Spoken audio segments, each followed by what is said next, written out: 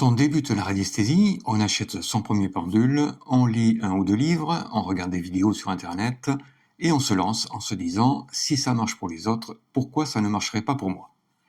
Et au bout de quelques jours d'entraînement et de pratique, on s'aperçoit qu'on est capable de retrouver notre clé USB qu'on a perdue depuis quelques jours, que toutes les réponses à nos questions nous parviennent facilement et qu'elles vont nous permettre d'avoir enfin une vie meilleure. Peut-être même qu'on a trouvé un trésor sur un plan que les archéologues recherchent depuis des dizaines d'années sans passant toujours à côté. Bref, c'est l'exaltation totale et on continue de pratiquer, souvent d'ailleurs en occultant la partie entraînement. Après tout, si ça marche, pourquoi continuer à s'entraîner ? Et au bout de quelques semaines de pratique, on s'aperçoit, malgré notre expérience grandissante, que la clé USB qu'on n'arrête pas de perdre, on n'arrive plus à la retrouver avec notre pendule, que les réponses à nos questions ne nous conviennent plus, et que le trésor qu'on a trouvé, on n'y aura de toute façon jamais accès puisqu'il se trouve à l'autre bout du monde. Et on commence à désespérer un peu. Alors on se dit qu'on va s'entraîner sérieusement avant de poursuivre nos investigations avec le pendule, et là, miracle, on tombe sur le jeu d'entraînement qui va nous permettre enfin de nous entraîner régulièrement, tout en s'amusant, et qui nous promet de devenir enfin un pro du pendule, le fameux jeu des cartes à retrouver. Ce jeu se décline de plusieurs façons. On cherche une carte parmi 3 ou 4 autres affichées sur la table, ou on cache des cartes dans des enveloppes et on essaye de retrouver la bonne carte. Et après des dizaines ou des centaines, voire des milliers de tentatives pour les plus courageux, on ne trouve finalement rien, on est totalement découragé. Et au final, pour la majorité, comme ça a été le cas pour moi il y a bien longtemps, on jette son pendule à la poubelle, on range ses livres à la cave et on oublie définitivement cette expérience en se disant que la radiesthésie, ce n'est finalement pas pour nous. Ce jeu des cartes à retrouver existe depuis des centaines d'années et on le propose systématiquement à tous ceux qui démarrent la radiesthésie. Et pourtant, il est la principale cause de découragement pour tous ceux qui s'y essayent. Et c'est tout à fait normal. Louis Turenne nous a prouvé par A plus B que ce jeu, parce qu'il ne respecte aucune loi des ondes, est tout simplement impossible à réaliser. Et quand on parle des lois des ondes, il ne faut pas croire qu'on parle ici de quelques règles relatives uniquement à la radiesthésie moderne, on parle véritablement des lois de la physique et même des lois de l'univers. On va faire ce jeu ensemble et plutôt que d'utiliser des cartes normales, on va utiliser des cartes de couleur et parce qu'en radiesthésie moderne, on ne fait jamais rien comme les autres, on va utiliser les 7 cartes de couleur fondamentales et on va même ajouter la couleur noire et la couleur blanche, ce qui fait au total 9 cartes de couleur. On a mélangé les cartes avant de les placer sur le plan de travail et on a ces mêmes 9 cartes de couleur en tas. On pioche une première carte de couleur, la jaune, et le but c'est donc de retrouver la deuxième carte de couleur jaune parmi les 9 cartes retournées. On lance le pendule au-dessus de la carte de couleur, il change d'orientation et oscille en direction d'une carte, on soulève l'autre carte et il s'agit bien de la même carte de couleur. C'est super, on a réussi du premier coup, alors on va continuer avec les autres cartes. On pioche une nouvelle carte, indigo, et on lance le pendule au-dessus. Il change d'orientation et oscille en direction d'une carte. On soulève l'autre carte et il ne s'agit pas de la même carte de couleur. Alors, on a dû se tromper quelque part, peut-être qu'on est moins concentré. On va recommencer. On pioche une nouvelle carte, la verte, et on lance le pendule au-dessus. Il change d'orientation et oscille en direction d'une carte. On soulève l'autre carte et il ne s'agit encore pas de la même carte de couleur. Ok, on va faire une petite séance de lâcher prise, se reconcentrer davantage et on recommence. On pioche une nouvelle carte, la rouge, et on lance le pendule au-dessus. Il change d'orientation et oscille en direction d'une carte.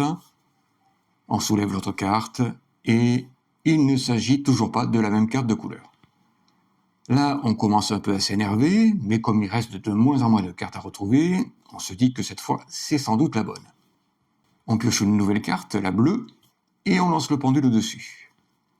Il change d'orientation et oscille en direction d'une carte. On soulève l'autre carte et il ne s'agit toujours pas de la même carte de couleur. Alors on fait quoi ? On continue, on jette notre pendule à la poubelle, on déchire les cartes. Alors on sait très bien qu'on n'arrivera plus jamais à retrouver la bonne carte, et même si tout le monde est d'accord pour dire que ce jeu fonctionne toujours la première fois, il ne fonctionne plus par la suite, ou alors avec un très faible pourcentage de réussite. Et si c'est pour avoir un très faible pourcentage de réussite, pourquoi utiliser un pendule? On ne va pas jeter notre pendule tout de suite à la poubelle, on va plutôt essayer de comprendre pourquoi ça ne fonctionne pas, et pour ça, on va reprendre les travaux et les explications de Louis Turenne il y a un siècle. Voilà deux cartes de même couleur, orange, et on les place l'une en face de l'autre. On lance le pendule entre les deux, et il oscille en direction de l'autre.